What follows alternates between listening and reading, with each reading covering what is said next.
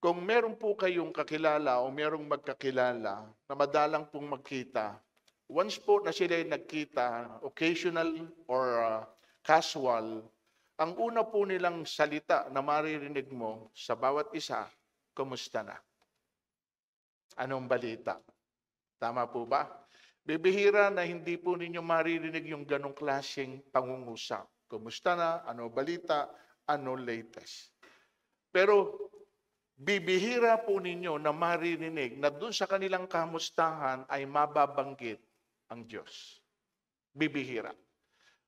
Siguro yun lang po talagang malalalim po sa relasyon sa ating Panginoon, yun po ang mariringgan po ninyo ng mga salita ng Panginoon na babanggitin sa sino man pong tao. Hindi mo sinasabi yung mga bagay na ginagawa ng Diyos sa iyo para po ipagmalaki po natin kung ano po yung bagay na meron po tayo, kundi para ipakilala po natin kung sino ang Diyos sa buhay po natin. Para malaman po nila sino ba talaga ang Diyos na pinaglilingkuran po natin. So yun po yung purpose, mga kapatid, para maitaas po natin ang atin pong Panginoon. Sa umaga pong ito, ang title po ng message po natin ay pinamagatan ko pong, alam mo ba?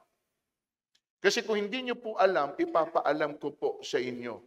Hindi po kasi tayo pwedeng mag-react sa isang bagay na hindi po natin alam.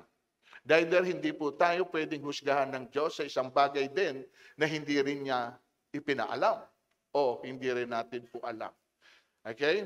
So kaya walang dahilan na hindi po niya ito ipapaalam sa bawat isa po sa atin. Isa sa dahilan kung bakit walang reaksyon na nanggagaling po sa atin kasi wala po tayong pagkaunawa. Paano ba ako magre-react sa isang bagay na hindi ko naman alam kung paano nga ako tutugon sa mga bagay na sinasabi sa atin? So alam mo ba, ang sabi po sa Roma 1:19, sapagkat ang maaaring malaman tungkol sa Diyos ay maliwanag dahil iyon ay ipinahayag sa kanila ng Diyos. Okay? Pag ang pag-uusapan natin ay pagkaunawa sa atin pong Panginoon, wala po tayong pwedeng maging excuse sapagkat ang sabi rito, yung maaari nating malaman tungkol sa Diyos ay maliwanag na ipinaalam sa atin ng Panginoon o pinahayag.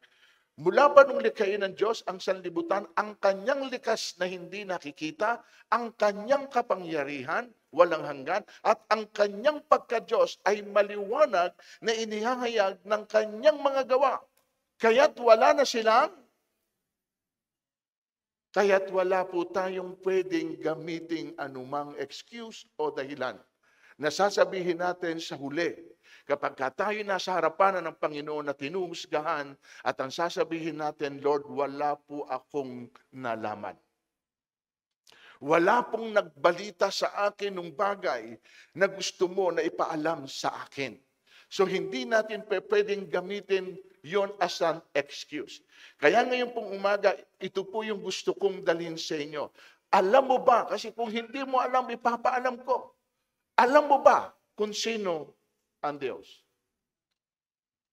May knowledge tayo na mayroong Diyos.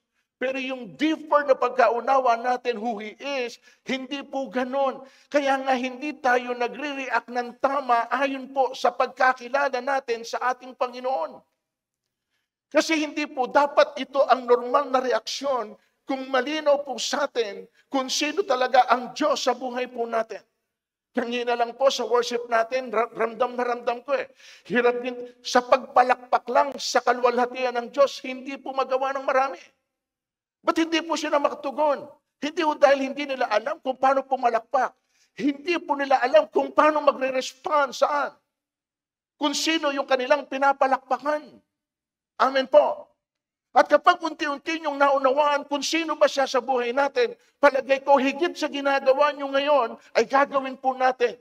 Bakit? Kasi kilala na natin kung sino siya. May alam na tayo kung sino siya. O eto po siya. Alam mo ba kung sino ang Diyos? Siya lang naman ang lumikha sa iyo. Very basic. Pero gusto ko pong balikan. Kasi baka ito yung naiiwanan natin. Ang layo na nang nararating natin, pero yung very basic na pagkakunawa at pagkakilala natin sa Diyos, baka nawawala na sa atin. Genesis 1:26, pagkatapos sinabi ng Diyos, ngayon likhain natin ang tao ayon sa ating larawan, ayon sa ating wangis. Huwag po natin kalilimutan na ikaw ay naging ikaw nang dahil sa Kanya. Amen. At sa paglikha niya sa atin, kasama niyang ibinigay ang buhay ng bawat isa. At siya pa rin ang tumutulong sa atin. Siya pa rin ang nag-iingat sa atin. Siya pa rin ang nagliligtas sa atin. Hanggang ngayon, the reason why we're still alive, because God protected us. Amen. Is it real? Ako ang inyong Diyos. Ipinakikilala niya sa iyo. Ako ang inyong Diyos. Iingatan ko kayo hanggang pumuti ang inyong buhok.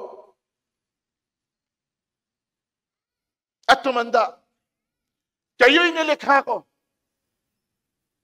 Kaya tungkulin kong kayo ay iligtas at tulungan. Yung responsibilidad ng Diyos, being creator.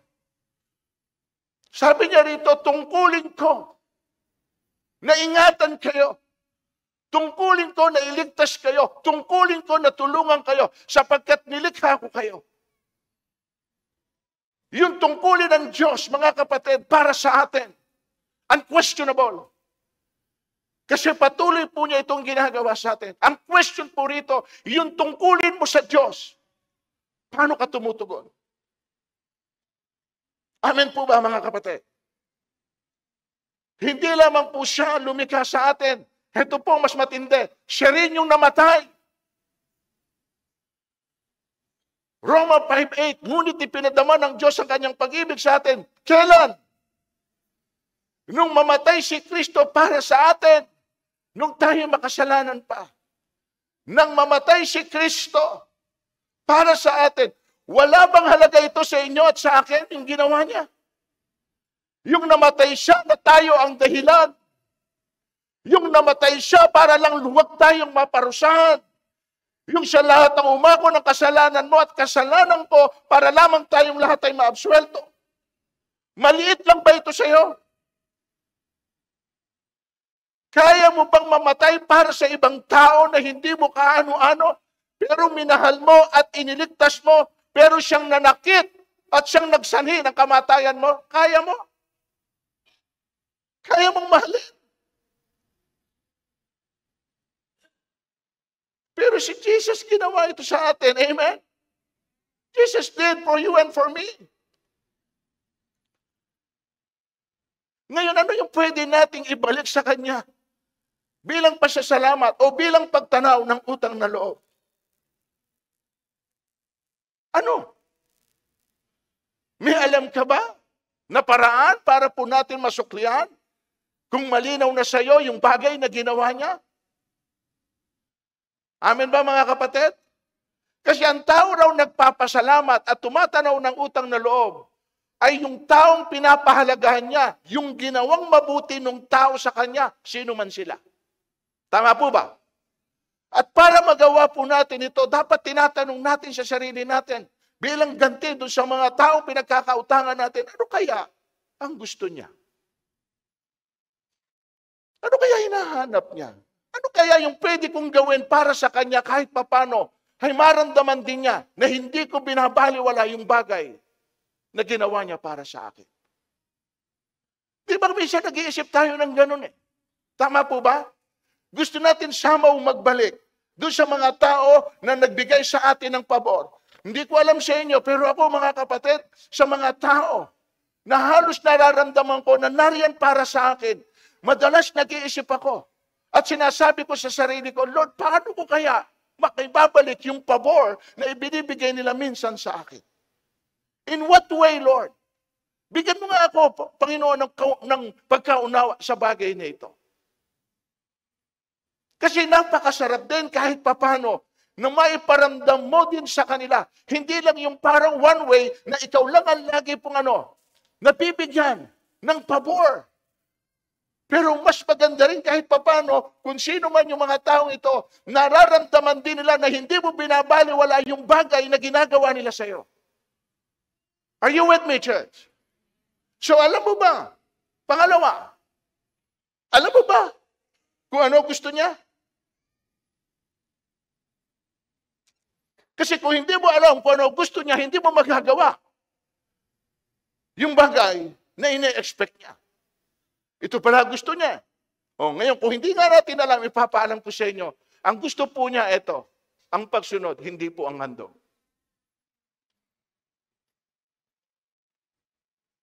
Ang pagsunod, 1 Samuel 15:22, sinabi ni Samuel, hakala mo ba'y higit na magugustuhan ni Yahweh ang handog at hain kaysa pagsunod sa Kanya? Ang pagsunod sa Kanya ay higit sa handog at ang pakikinig ay higit sa haing tuba. Mas gusto ng Diyos ang pagsunod kaysa ating paghahandog. Amen? Ano po ibig kong sabihin? Marami po tayong inihahandog sa Kanya. We offer our lives, we offer our service, binibigay natin sa Kanya ang ating oras, ang ating panahon, at minsan nga ibinibigay din natin sa Kanya yung ating pong mga resources. Pero wala pong meaning ang lahat ng yan na tinatawag nating sacrifice kung wala pong tunay na pagsunod. Bisa ano pong ibig sabihin ninyo? Hindi po ba pagsunod yung ginagawa po namin? Ayan na, ginagawa naman din po namin. Nasa church kami. Nagpapangsyon kami ayon doon sa pagkakatawag sa amin. O kayo na po ang sumagot. Kung may inutos sa inyo ang Diyos at hindi nyo lahat nagawa, yung kanyang inuutos, ano tawag po nyo ron? Pagsunod? Hello? Ang pagsunod po kasi sa Panginoon ay wala tayong dapat pinipili. Amen? Kung yun ang utos niya, dapat tayong sumunod. At alam naman po nating lahat yan. Kaso ang sinusunod lang natin ay yung kaya nating sundin. At yung hindi na po natin kaya, kahit yun na ang utos po niya, hindi po natin ito gagawin. Kaya po ang sinabi ng Diyos sa salita niya, tingnan niyo, sabi niya, tinatawag niyo lang akong Panginoon, Panginoon, ngunit hindi niyo ginagawa ang sinasabi ko. May saysay? May meaning? Tinatawag niyo lang akong Panginoon. Yes, yun lang ang pagkaunawa niyo sa akin. Pero kung ako'y Panginoon sa inyo, dapat sinusunod nyo ang inuutos ko. Kasi Panginoon ako sa inyo eh. Pero yung hindi mo pagsunod, kahit na po sinasabi mong tinatawag mo akong Panginoon, yun na rin ang meaning nun. Hindi ako Panginoon, hindi ako Diyos sa iyo, dahil po madidetermina ang pagiging Diyos ko base sa pagsunod mo. Amen po ba? At ang masakit dito mga kapatid, hindi ganun kadali. Ang akala natin, may nga nagawa tayo, halfly, partially, akala natin nakasunod tayo. Tingnan nyo, sabi po sa Santiago. Ang lumabag sa isa, kahit tumupad sa iba, lumabag pa rin. Oh, nakita nyo? Ang lumabag sa isa, kahit tumupad sa iba, ibig sabihin, may sinunod ka sa inuutos niya, pero meron ka rin hinilabag dahil hindi mo kayang sundin. O, di bali wala rin lahat yung ginawa mo ng una. O ngayon, sabihin niyo po sa akin, may kabuluhan ba? Yung ginagawa po natin? Kung meron pa rin hindi tayo nasusunod sa inuutos niya? Pero ang tanong, alam mo ba? Alam mo ba kung bakit may utos? Mga kapatid, dahil mula rito, kung tayo ay susunod o hindi, isa po itong test sa bawat isa sa atin. Kung tayo ay karapat-dapat na pagpalain. Hindi po kasi nag-uutos ang Panginoon na gawin mo isang bagay dahil hindi niya kayang gawin ito sa anumang paraan. Pero kaya po pala tayo inuutusan ng Panginoon, yun pala yung test sa atin kung kaya nating sumunod sa sinasabi niya sa atin. Sapagkat ayon sa pagsunod, dun niya po tayo pagpapalain. At yun pala yung purpose ng Panginoon. Na dahil sa pagsunod mo, mga kapatid, dahil sa pagsunod, ang pagpapala ay nasa pagsunod natin. So hindi po dahil gusto lang tayong utusan ng Diyos. Ang pinaka-main reason ng Panginoon behind this ay yung tayo po ay pagpalain. Tingnan nyo kung ang pagpala ay nasa pagsunod. Ang sino man, kung si Yahweh buong pusong susundin, ano pong pakinabang? Nakita niyo po? Kasi pwede niyang utusan ng kahit na sino. Pwede niyang kilusin ng kahit na sino. O, balikan niyo ang Old Testament. Ang uwak, ginamit niya para pakainin yung lingkod niya. Yung asno, ginamit niya para hindi mapahamak yung lingkod niya. Yung manok, nagbigay ng senyalis kay Pedro na yung sinabi niya hindi totoo. God can use anyone. Amen. Pero kung bakit ikaw ang pinili ng Diyos na gawin mo yung inuutos niya sapagkat gusto ng Diyos yung buhay mo pagpalain niya, pero yung pagpapala ay manggagaling sa yung pagsunod. At dahil hindi po natin kayang sumunod, then wag po nating expectin na mababago ang buhay natin. Amen ba mga kapatid? Ang pagpapala ay nasa pagsunod.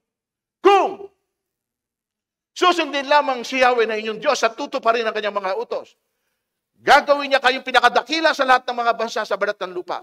Mapapasa inyo ang lahat ng pagpapalang ito kung susundin nyo ang Diyos ninyong si Yahweh. O, hindi ko na po in-specific kung ano po yung pagpapala, pero makikita nyo sa Deuteronomy. Lahat po roon sa Deuteronomy chapter 28, verse 1 to 15. All the blessing intended for those who obey the Lord. Mapapasa kanila po yun. On the other side naman, doon po sa verse 15, up to 40 plus. Kapag sumuway tayo sa utos ng Diyos, lahat naman po ng sumpa, yun naman din ang magiging kapalit nito sa atin. So mga kapatid, kaya po tayo inuutusan ng Diyos. Amen. Nasaan ang pagpapala? Nasaan? Oh, malinaw na sinasabi sa atin, pero ayaw po nating gawin. Masisisi ba natin ang Diyos kung hindi natin maranasan na tayo ay kanyang pagpalain? Hindi. Why? Dahil sinabi na niya ang sekreto sa atin, pero ayaw po nating gawin. Tingnan niyo po itong salitang ito na parang may paninisi. Ito po. Kung sinunod mo lang ang aking mga utos, kung sinunod mo lang, pagpapala sana'y dadaloy sa iyo. Parang ilog na hindi natutuyo ang agos, tagumpay mo sana'y sunod-sunod. Parang along gumugulong sa dalampasigan. Sumunod po ba siya rito o hindi? Dito sa word na ito, sumunod po ba siya rito? Hindi. Hindi. Kasi ang salita rito, kung sinunod mo lang. Anong mensaheng ipinaabot ito sa atin ngayon? Kung noon pa, sinunod mo na ako, ang dami mo na sanang napatunayan sa sarili mo na tama ang sinasabi ko sa iyo. Na ang pagpapala ay nasa pagsunod. At dahil ayaw mong sumunod, ayaw nyo magtiwala sa sinasabi ko sa inyo, then hindi mangyayari sa inyo ang pagpapalang inaasahan ninyo. Ngayon, kung sasabihin mo naman sa akin na pinagpala na kita, dahil sa kalagayan mo, pwedeng ganito ang ating pong pananaw, tingnan mo muna ang kabuuan ng lahat sa iyong buhay. At sabihin mo sa akin, maayos na ba ang lahat ng ito? O meron ka pa rin dinadala hanggang sa ngayon. At paano mo ngayon sasabihin sa akin pagpapala yun? Kasi ang pagtingin ho ng pagpapala ay hindi lamang po in one area. Dapat po makita natin ito sa kabuuan. Pwedeng financially well-off ka, pwedeng mga kapatid, family-wise, yung sabihin natin ay maayos naman ang pamilya mo. Pero on the other side, tumingin ka pa rin sa lahat ng mga bagay na nangyayari sa iyo. Meron at meron ka pa rin makikita na hindi maayos. Bakit ganon? Kasi para ito tunay na pagpapala. Tingnan nyo ha. This is real the blessing po na sinasabi ng Panginoon. The real blessing. Ang pagpapala ng Panginoon ay nagpapayaman at hindi niya ito dinaragdagan ng ano. Yung wala kang iniisip, wala kang iniintindi, wala kang inaalala. Maayos ang pinansyal ko, pero may problema ako sa anak ko. Maayos naman ang aking pinansyal, maayos naman ang pamilya ko, pero may problema ako sa ibang bagay. Baka sa health natin.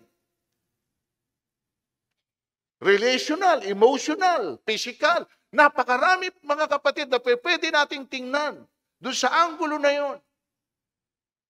Na akala lang natin dahil meron tayong, sagana tayo sa ibang bagay, masasabi natin, blessed na ako. Yes, pwede mo sabihin blessed ka. Pero tingnan mo yung other side noon. Pag may nakita ka na meron pa rin kulang, isang pwedeng sabihin, hindi mo pa rin nasusunod completely ang atin pong Panginoon. Kasi yun ang sinabi niya sa atin. Amen, mga kapatid? Sino po ang Diyos? Yung una, ano yung pangalawa? Ano ang gusto ng Diyos? O pangatlo? Alam mo ba kung ano hinahanap ng Diyos? Kanina kung ano gusto niya, yun ang sundin mo. Ngayon kung ano hinahanap niya, yun ang gawin mo. Kung talagang gusto nating magbalik ng pasasalamat at pagtanaw ng utang na loob sa Kanya. Ang gawin po natin mga kapatid ay yung nagpapasaya sa kalooban niya. Masaya po ba siya kapag sumusunod tayo? Masaya po ba siya kung nagiging tapat tayo? So yan po ang gawin natin mga kapatid. Tapat saan? Ano ba hinahanap niyang tapat, Bishop? Tapat. Yung tapat na sumasamba sa Kanya. Magmula sa langit ang Diyos nagmamasid sa Kanyang nilalang. Sino ba yung nilalang niya? Tayo. Sabi niya rito, kung mayroon at marunong at tapat sa Kanya na ano? Ito po ang hinahanap niya, yung tapat sa Kanyang sumasamba. Bishop, tanong, meron po ba na sumasamba sa Diyos na hindi tapat? Sagot! Oh, salamat, nagiging totoo kayo. Tapat na kayo talaga. Amen. At yun din ang tanong ko, paano nagagawa ng tao na sumasamba sa Diyos na wala ang katapatan? At kung ginagawa ito ng tao, hindi po ito totoo o tapat na pagsamba kung hindi pakitang. Ipapakita ko po sa inyo. Kaya't siya ay pinuri ng papuring. Pagkat siya ay pakunwari, balat kayong matatawag. Sa kanilang mga puso, naghahari pa rin kataksilan. Hindi sila nagtatapat sa ginawa niyang tipan. Nakita niyo po ba yung salitang pakunwarit, balat kayo? Hindi ho yan totoo. Hindi ho yan tapat. At paano mo nagagawa? Paano nagagawa ng isang tao na akala po niya sa sarili niya siya'y sumasamba. Pero kung wala ro ng katapatan mula sa iyo, paano mo masasabi na nalulugod ang Diyos sa ginagawa mo? Matthew 5:15-8, paggalang na handog sa akin ang bayang ko, paimbabaw. Sapagkat sa bibig at hindi sa puso bumubukal, papuring pagsambang ginagawa nila ay walang kabuluhan. Nagpupuri ba sila? Here. Pagpurit, pagsambang ginagawa nila. Nagpupuri ba sila? Sumasamba sila? Pero ano dulo? Walang kabuluhan? Bakit? Sapagkat yung ginagawa nila ay pakitang. Hindi sa puso, kundi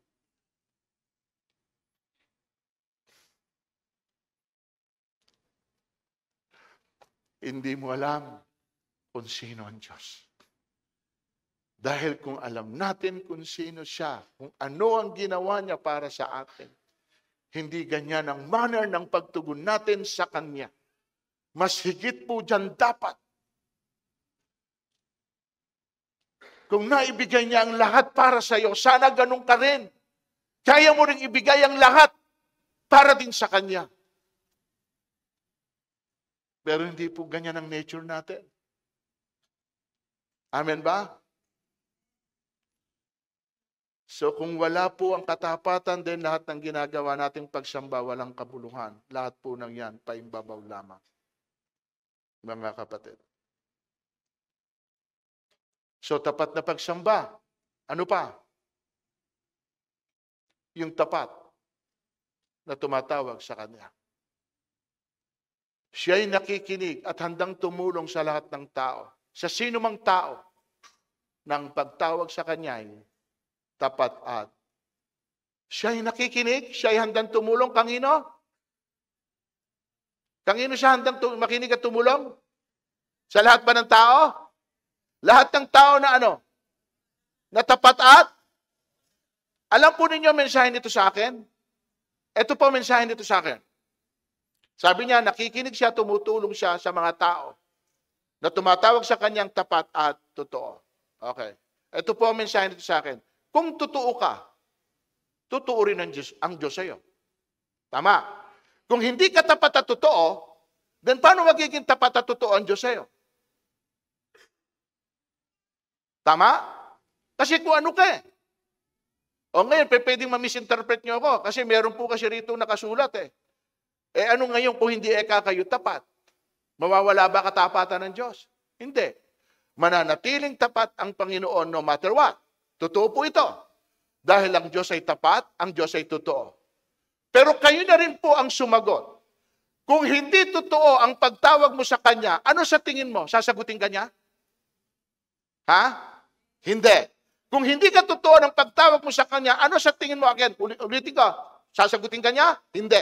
Kung hindi totoo ang paghingi mo ng tulong, tutulungan ka niya? Hindi totoo ang paghingi mo ng tulong. Tutulungan ka niya? Hindi. So, yan po ang gusto kong sabihin. Ito, tingnan niyo po, para makita niyo. Biblical po yan. Sa tapat. Sa tapat ha, pinakikita mo yung sarili bilang tapat. Sa mga walang dungis, ipinakikita mo sarili mo bilang walang dungis. Sa dalisay, ipinakikita mo sarili mo bilang saliko. Paano mo ipinakikita sarili mo? Kung ano ka. Kung hindi ka totoo, wag mong expectin na ang Panginoon, bagamat totoo sa pagiging Diyos, hindi siya pwedeng maging totoo in dealing with you. Bakit? Kasi hindi ka naman nagiging totoo. Ang Diyos, eto moto, sa totoo lang. Amen? Ikaw na rin ang magsasabi, ikaw na rin ang sasagot. Gusto mong maging totoo ang Diyos in dealing with you? Be true to yourself. Maging totoo ka sa sarili mo, sa ginagawa mo, sa sinasabi mo. And expectin mo, lahat ng pagtugon ng Diyos sa iyo, lahat ng iyon, totoo. Amen? Amen? Sapagkat nakabase yan sa iyo kung ano yung gusto mo na gawin ng Diyos sa iyo, yun din ang gawin mo sa Panginoon. Kung ano yung gusto mo, kapatid, na maramdaman mo para sa Diyos, yun din ang ipadama mo sa atin pong Panginoon. Alam niyo po ba kung bakit ang hinahanap niya katapatan? Kasi yun ang nawala. Tingnan niyo. Hosea chapter 4 verse 1b. Hindi ko na ilagay yung 1. Chapter 4 verse 1b.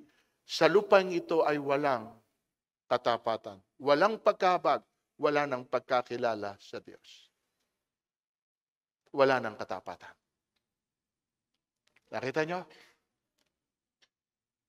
Masakit, mga kapatid, on the part of our God, na siya po'y naging tapat, pero yung kanyang pinagtatapatan, hindi nagiging tapat sa kanya. Amen? Parang ganito lang, kapatid. Kung ikaw ay tapat sa asawa mo, at yung asawa mo never na naging tapat sa iyo, masasaktan ka, hindi? Ha? Kung kasama mo at katabi mo, asawa mo, tingnan mo kung nagtatapat nga yan. Di ba? Hindi, totoo lang po yan. Tao tayo, may damdamin. Amen? Pero hindi po tayo natutuwa kung ikaw ay tapat na tapat sa Kanya, pero on the other side, in return, hindi mo makuha yung katapatan niya. Likewise, ganun din po ang nararamdaman ng ating Panginoon na tapat siya sa bawat isa sa atin, pero never niyang makita yung katapatan natin pabalik sa Kanya. Wala nang katapatan, wala na raw paggalang sa Diyos. And here is my conclusion. Alam niyo po ba na isa sa katangian na hinahanap ng Diyos para maglingkod sa Kanya? Alam niyo po kung ano? Hindi yung masipag. Hindi yung matiisin. Hindi po yung matyaga. Hindi po yung mabait. Hindi po yung magaling. Hindi po yung matalino. Alam niyo po kung sino hinahanap po niya? na maglilingkod sa Kanya? Okay, eto po. Ang lahat ng taong nagtatapat sa Diyos, ako'y kaisa. Sa aking palasyo ay papayagan ko na doon matira. Kung tunay na tapat, ano sabi? Nakita niyo po yung criteria? Kung tunay na tapat, tutulutan ko na maglingkod sila. Sa aking palasyo, siyang sinungaling, di ko papayagan. Sa aking harapan, ang mapagkunwari, hindi ko tutulutan. Yun po yung kapatid. Kaya napakahalaga. Sa lahat po ng ito, hindi ko sinasabing, mga kapatid, na masama yung po ikaw ay naglilingkod sa Kanya na masipag, matiisin, matyaga, mabait. Lahat po ng yan, maganda yan kapatid. Pero sa kabuuan ng lahat ng iyon, ang isa sa tinitingnan ng Panginoon ay hindi yung kasipagan mo, hindi yung ganito ka, hindi. Ang tinitingnan ng Diyos, yung tapat ka ba sa ginagawa mo. And here is my final word. Deuteronomy 6:13. Magkaroon kayo ng takot sa Kanya, paglingkuran niyo siya at mamuhay kayo ng tapat. At sa huli, ito po ang imbitasyon niya. Sinabi ng kanyang Panginoon, magaling at tapat at mabuting alipin. Naging tapat ka sa kaunting halaga. Kaya pagpamamahalain kita sa malaking halaga, makihati ka sa aking kagalakan. Amen? And that is His invitation. At kung meron pong pinakamasarap na marinig sa bandang huli ng buhay natin, yung sinasabi rito ng Panginoon, good and faithful servant, come and join with me. Let us rejoice. Amen? Samahan mo ko, makihati ka sa aking kagalakan. Mga kapatid, balikan natin ng konti. Sino ang Diyos sa buhay? Ano ang gusto niya mula sa iyo? At ano hinahanap niya? Para naman po makita mo, pwede mo balik bilang pasasalamat. Sana po, and I pray to God, na lumalim yung pagkaunawa po natin sa atin pong Panginoon. At kapag lumalim yung pagkaunawa natin sa Panginoon, lalalim na rin po yung klase ng pagtugon mo sa Panginoon. Yung respeto mo sa Diyos, yung paggalang mo sa Panginoon, yung kung paano mo siya itinataas sa buhay mo. Mga kapatid, walang makakapigil sa iyo kapag malalim ang pagkaunawa mo at lagi mong iniisip, siya pala lumikha sa iyo. Kaya ka pala buhayin ng dahil sa Kanya. Siya rin ay siya rin yung namatay para sa iyo. Lahat ng pwede mong isipin, balikan mo sa ginawa ni Kristo. At kung maalala mo yung lahat ng yun, mapupush ka kapatid, mamomotivate ka na maging tama ang iyong pagtugon sa hinahanap sa iyo ng ating pong Panginoon.